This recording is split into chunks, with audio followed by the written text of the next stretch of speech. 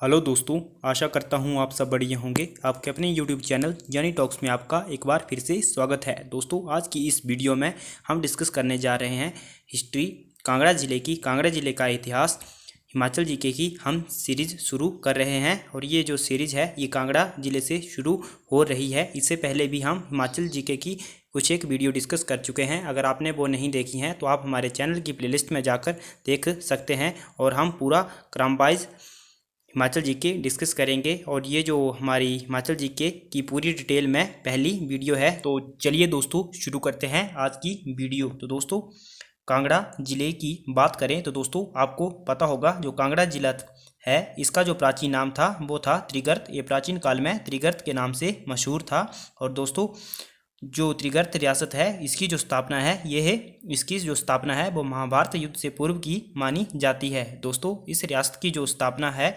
वो राजा भूमिचंद ने की थी और जिसकी जो राजधानी थी वो थी मुल्तान, जो कि आज के पाकिस्तान में आता है। और दोस्तों, आपने इस जो कांगड़ा जो वंश है इसमें राजा सुशर्मा का नाम सुना होगा। वो इस वंश की जो पीढ़ी थी उसके 234वें राजा थे सुशर्मा, और उन्होंने ही कांगड़ा किले की स्थापना करी थी और उसको अपनी राजधानी बनाया था।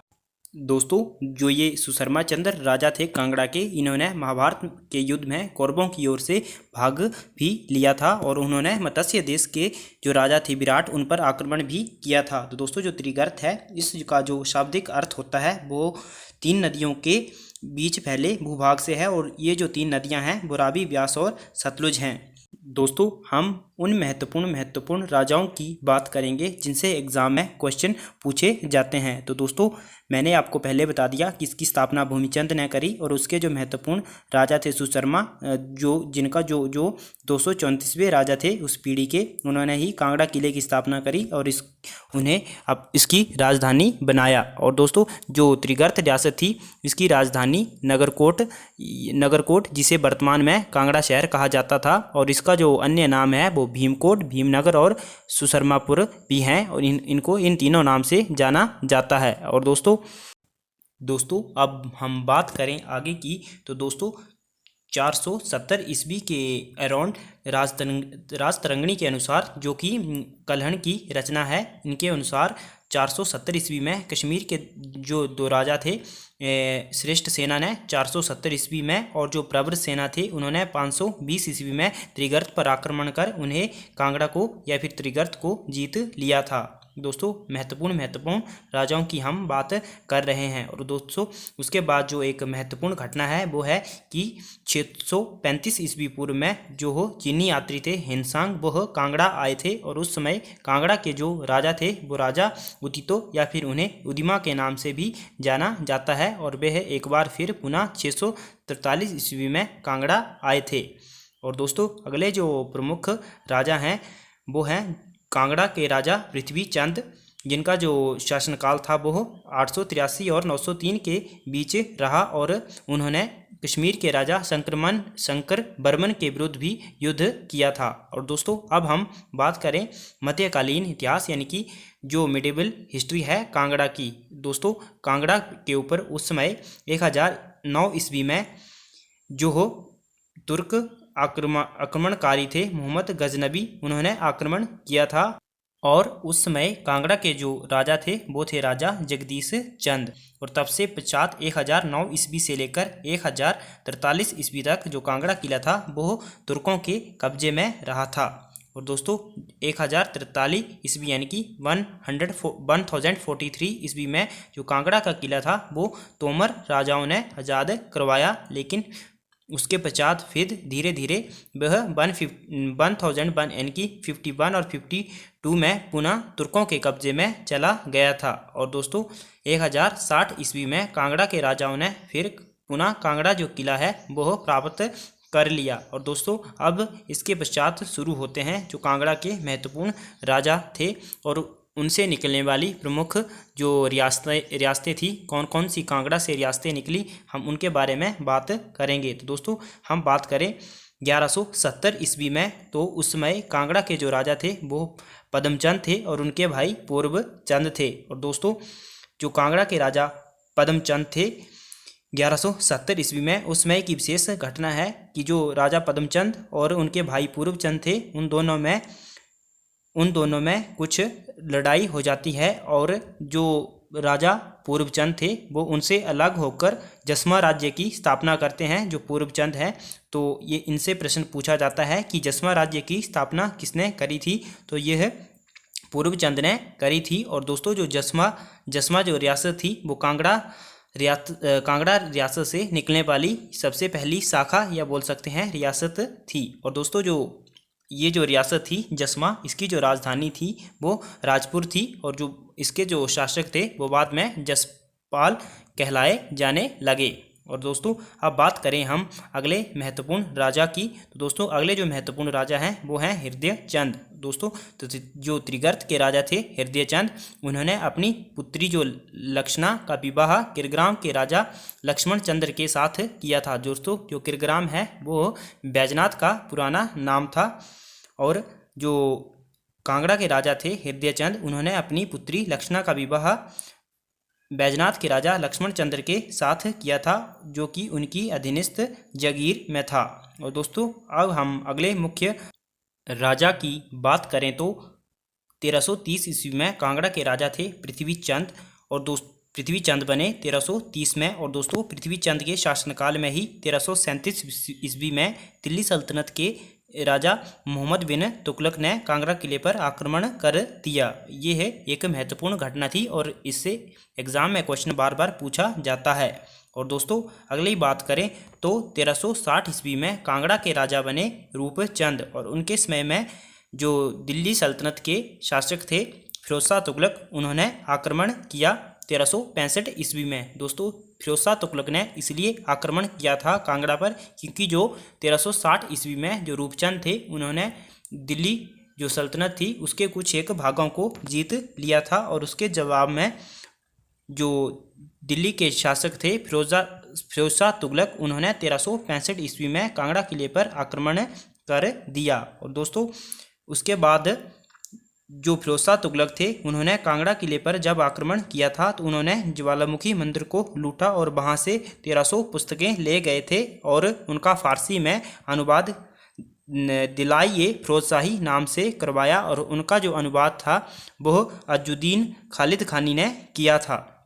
और दोस्तों फिरोज शाह तुगलक के आक्रमण के बाद जो कांगड़ा के जो राजा थे रूपचंद, उनके बेटे राजा सागरचंद कांगड़ा का शासक हुआ। और दोस्तों 1375 ईस्वी में जो फिरोज शाह तुगलक थे उनका जो पुत्र थे नसरुद्दीन, उन्होंने अपने पिता फिरोज शाह तुगलक के विरुद्ध विद्रोह कर दिया और उन्होंने जो राजा सागरचंद थे उनके महल में आकर शरण ली थी।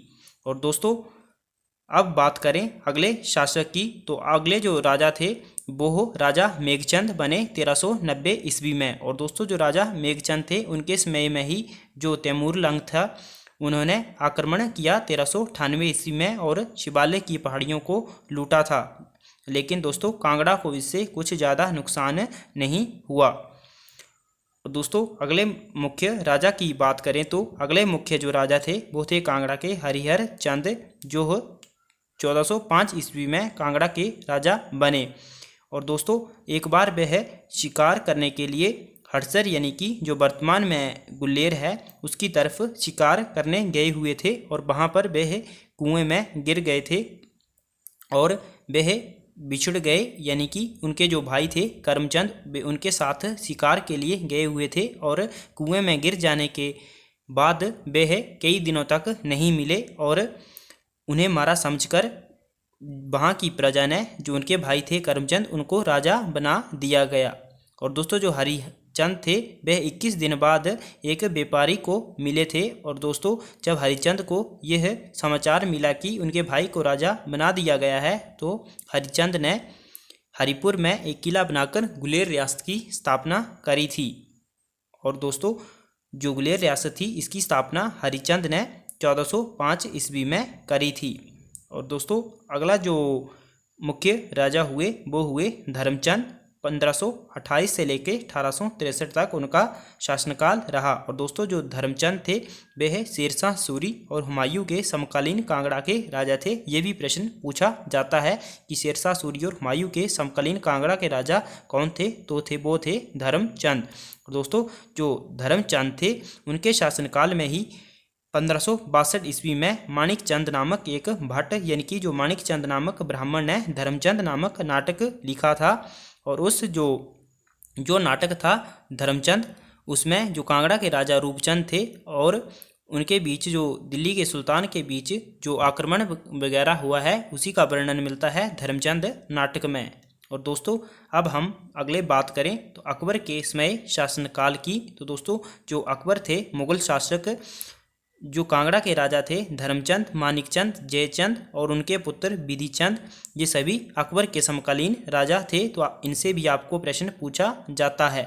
और दोस्तों बात करें हम राजा जयचंद की, तो दोस्तों जो राजा जयचंद थे जिनका जो शासनकाल था वो 1570 से 1585 तक रहा। अकबर ने उनको कैद कर लिया था और इनकी जो सहायता थी अकबर इसको जो राजा जयचंद थे उनको कैद कराने में उनकी सहायता जो गुलेर के राजा थे रामचंद थे उन्होंने करी थी। और दोस्तों अब हम बात करें आगे, तो जो जयचंद के पुत्र थे राजा विधिचंद, उन्होंने अकबर के खिलाफ विद्रोह भी कर दिया था 1572 ईस्वी में। यह भी प्रश्न पूछा जाता है। लेकिन दोस्तों अकबर ने बीरबल और अन्य साथियों की सहायता से इस विद्रोह को कुचल दिया। लेकिन दोस्तों कुछ समय के बाद 1599 यानी कि 89 ईस्वी में विधिचंद ने फिर से पहाड़ी रियासतों के साथ मिलकर विद्रोह किया, लेकिन उन्हें फिर से हार मिली। और दोस्तों उनको अपने पुत्र त्रिलोकचंद को उनके दरबार में बंदी बनाकर रखना पड़ा, यानी कि जो उनके पुत्र थे विधिचंद के पुत्र त्रिलोकचंद, उनको बंधक के तौर पर मुगल दरबार में रखना पड़ा। इसके पश्चात दोस्तों विधिचंद की मृत्यु के बाद उनके पुत्र त्रिलोकचंद कांगड़ा के राजा बने, जो कि जहांगीर के समकालीन राजा थे। और इससे भी प्रश्न पूछा जाता है। इसके पश्चात दोस्तों हरिहर जो हरिचंद द्वितीय थे वह कांगड़ा के राजा बने, जिनका शासनकाल 1612 से 1627 के बीच रहा। ये भी जहांगीर के समकालीन राजा थे। दोस्तों हरिचंद द्वितीय के समय नूरपुर के राजा सूरजमल ने जो जहांगीर थे उनके विरुद्ध विद्रोह कर दिया था और उनको चंबा में जाके शरण लेनी पड़ी थी। और दोस्तों जो सूरजमल थे वो नूरपुर रियासत के शासक थे और उनके जो भाई थे जगत सिंह, उन्होंने रैन राय विक्रमजीत की मदद से कांगड़ा किले पर आक्रमण कर दिया और 1620 ईस्वी में कांगड़ा किले पर कब्जा कर लिया नवाब अली खान के साथ। और दोस्तों जो नवाब अली खान थे वो कांगड़ा किले के पहले मुगल किलेदार बने। ये भी प्रश्न पूछा जाता है कि कांगड़ा किले के पहले मुगल किलेदार कौन थे, तो वो थे नवाब अली खान। और दोस्तों जो जहांगीर थे वह अपनी पत्नी नूरजहां के साथ सिब्बा गुलेर होते हुए कांगड़ा किले में आए और उन्होंने कांगड़ा किले में मस्जिद बनाई। दोस्तों ये प्रश्न भी पूछा जाता है कि कांगड़ा जिले में मस्जिद किसने बनाई थी, तो वह जहांगीर ने बनाई थी। और दोस्तों अब हम बात करें अगले मुख्य राजा की, तो दोस्तों अगले जो मुख्य राजा थे विजय राम चंद, जिनका शासनकाल 1660 से 1697 के बीच रहा। उन्होंने बीजापुर शहर की स्थापना करी थी और उसको अपनी राजधानी बनाया था। और अब हम अगले राजा की बात करें तो अगले जो शासक हुए कांगड़ा के वो हुए आलमचंद। 1697 से 1700 ईस्वी तक उनका शासनकाल रहा और 1697 ईस्वी में उन्होंने सुजानपुर के पास ही आलमपुर शहर की नींव भी रखी। और जो अगला जो प्रश्न है दोस्तों, जो आलमचंद के पुत्र थे हमीर चंद, उनका शासनकाल 1700 लेके 1747 ईस्वी तक रहा। और दोस्तों जो आलमचंद के पुत्र थे हमीर चंद, इन्होंने ही हमीरपुर में किला बनाकर हमीरपुर शहर की नींव रखी थी। और दोस्तों इन्हीं के कार्यकाल के दौरान 1740 ईस्वी में नवाब सैफ अली खान कांगड़ा किले का अंतिम मुगल किलेदार बना था। तो दोस्तों ये भी प्रश्न पूछा जाता है कि कांगड़ा किले का अंतिम मुगल किलेदार कौन था, तो वो थे नवाब सैफ अली खान 1740 ईस्वी में। और दोस्तों अब हम बात करें कि जो कांगड़ा की जो आधुनिक इतिहास है उसकी बात कर लेते हैं। तो दोस्तों अगला जो मुख्य राजा हुए वो हुए थे अभय चंद जिनका जो शासनकाल 1747 से 1750 तक रहा। दोस्तों जो अभयचंद थे उन्होंने ठाकुरद्वारा में और सुजानपुर टेहरा में किले की स्थापना करी 1748 ईस्वी में। तो ये भी पूछा जाता है सुजानपुर टेहरा की स्थापना किसने करी, तो वो राजा अभयचंद ने करी। और दोस्तों इसके पश्चात जो मुख्य राजा हुए वो हुए राजा घमंड चंद 1751 से 1774 के बीच तक। और दोस्तों जो घमंड चंद थे उन्होंने ही सुजानपुर शहर की नींव रखी थी 1761 ईस्वी में। और दोस्तों जो कांगड़ा के राजा थे घमंड चंद, उन्होंने अहमद शाह दुरानी के आक्रमण का फायदा उठाकर घमंड चंद ने कांगड़ा किले को छोड़कर अपनी पुरानी सारी रियासत पर कब्जा कर लिया। क्योंकि दोस्तों जो कांगड़ा किला था वह मुगलों के कब्जे में था, जो उनका अंतिम किलेदार था नवाब सैफ अली खान। तो दोस्तों अब हम आगे की बात करें तो दोस्तों घमंड चंद को 1759 ईस्वी में जो अहमद शाह दुरानी थे उन्होंने जलंधर दोआब का निजाम बना दिया। और दोस्तों जो घमंड चंद थे उनकी मृत्यु 1774 ईस्वी में हो गई। और दोस्तों इसके बाद जो प्रसिद्ध राजा हुए कांगड़ा के वो थे राजा संसार चंद, जिनकी हिस्ट्री काफ़ी वाइड है। तो दोस्तों 1770 ईस्वी में कांगड़ा किले पर जो सिख सरदार थे जस्सा राम सिंह गढ़िया, उन्होंने कब्जा कर लिया। और दोस्तों तब तक कब्जा किया 1775 ईस्वी में फिर राजा संसार चंद ने जो कन्हैया मिश्र के सरदार थे जयसिंह कन्हैया, उनकी मदद मांगी। और 1775 ईस्वी में जयसिंह कन्हैया ने जस्सा सिंह रामगढ़िया को हरा दिया और कांगड़ा किले पर कब्जा कर लिया। लेकिन दोस्तों जयसिंह कन्हैया ने कांगड़ा किले पर कब्जा कर लिया और फिर भी जो संसार चंद थे वो कांगड़ा किले पर शासक नहीं करने पाए, यानी कि वे कांगड़ा किले के स्वामी नहीं बन पाए। और दोस्तों उसके बाद संसार चंद ने अन्य सिखों की मदद से जयसिंह कन्हैया को 1787 ईस्वी में हराया। और उसके पश्चात 1787 ईस्वी में संसार चंद को कांगड़ा का किले सौंप दिया। दोस्तों अब हम बात करें आगे संसार चंद के प्रमुख युद्धों की। तो दोस्तों जो संसार चंद थे उन्होंने चंबा के जो राजा थे राज सिंह, उनको रेहलू के लिए नरेटी शाहपुर में हराया था। और दोस्तों अगला जो बात करें जो राजा संसार चंद थे उन्होंने मंडी के राजा ईश्वरी सेन को 12 वर्षों तक नदौन में कैद करके रखा था, जिन्हें जो हो गोरखा कमांडर थे अमर सिंह थापा उन्होंने छुड़ाया था। दोस्तों इसके पश्चात 1794 ईस्वी में संसार चंद ने बिलासपुर यानी कि कहलूर पर आक्रमण कर दिया और वही जो आक्रमण था उनके पतन का कारण बना। और दोस्तों उस समय जो कहलूर के राजा थे वो महानचंद थे, उन्होंने अपनी मदद के लिए जो गोरखा सेनापति थे अमर सिंह थापा उनको इनवाइट किया और फिर संसार चंद पर उन्होंने विजय प्राप्त कर ली। और दोस्तों संसार चंद थे उनको 1805 ईस्वी में जो गोरखा कमांडर थे अमरजीत सिंह थापा उन्होंने उनको महल मोरिया में हरा दिया और कांगड़ा किले पर कब्जा कर लिया। दोस्तों फिर राजा संसार चंद ने महाराजा रणजीत सिंह से संधि करी 1809 ईस्वी में ज्वालामुखी संधि करी और उनकी मदद से उन्होंने जो गोरखा कमांडर थे अमर सिंह थापा उनको हराया। और दोस्तों इसके बदले में जो राजा संसार चंद थे उन्होंने महाराजा रणजीत सिंह को कांगड़ा किला और 66 गांव भेंट कर दिए थे। और दोस्तों महाराजा रणजीत सिंह ने देसा सिंह मजीठिया को कांगड़ा का जो किला था उन क्षेत्र का पहला गवर्नर भी नियुक्त कर दिया। और दोस्तों जो कांगड़ा के राजा संसार चंद थे उनकी जो मृत्यु थी वो 1824 ईस्वी में हो गई। दोस्तों इसके पश्चात कांगड़ा के जो राजा बने वो हो संसार चंद के पुत्र अनिरुद्ध चंद बने थे 1824 ईस्वी में। तो दोस्तों जो महाराजा रणजीत सिंह थे उनको उन्होंने 1 लाख रुपए का नजराना देकर गद्दी पर बिठाया, यानी कि जो महाराजा अनिरुद्ध चंद थे उन्होंने 1 लाख रुपए का नजराना महाराजा रणजीत सिंह को दिया और उसके पश्चात वह गद्दी पर बैठे। तो दोस्तों इनके बाद के जो मुख्य घटना है महाराजा रणजीत सिंह ने अनिरुद्ध चंद से जो महाराजा रणजीत सिंह के जो प्रधानमंत्री थे ध्यान सिंह अपने पुत्र हीरा सिंह के लिए उनकी बहन का हाथ मांगा। तब उन्होंने अटपटे ढंग से हाँ तो कर दी, लेकिन बाद में वह मुकर गए तो रणजीत सिंह ने खुद उनकी तरफ चढ़ाई कर दी, तो वह अनिरुद्ध चंद जो थे वो भाग गए और उन्होंने अपनी बहन का विवाह टिहरी गढ़वाल के राजा से कर दिया और वे खुद बागल अर्की की राजधानी बागल में रहने लगे। 1833 में अनिरुद्ध चंद की मृत्यु के बाद रणजीत सिंह उनके बेटे रणवीर चंद और प्रमोद चंद को महलमोरिया में जागीर प्रदान कर देते हैं। और दोस्तों उनके पश्चात अनिरुद्ध चंद के पश्चात 1828 ईस्वी में रणवीर चंद, प्रमोद चंद 1847 में, प्रताप चंद 1857 में और जयचंद 1864 में और उसके पश्चात ध्रुव चंद कांगड़ा के राजा बनते हैं।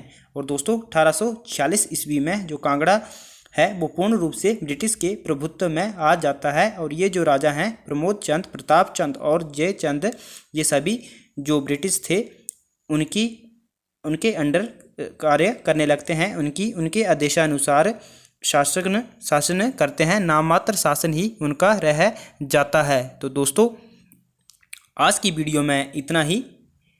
कांगड़ा की हिस्ट्री जो है वो समाप्त हुई है। इसके पश्चात ब्रिटिश जो हैं वो राज करने लग पड़ते हैं। और दोस्तों बाकी जो इनके जो हिस्ट्री रही है गुलेर रियासत की, नूरपुर रियासत की और जो बच गए हैं जसमा वगैरह, दतारपुर वगैरह, जो इनसे जो रियासतें निकली थी उसकी हम दूसरी वीडियो में हिस्ट्री डिस्कस करेंगे। तो दोस्तों thanks for watching, God bless you all.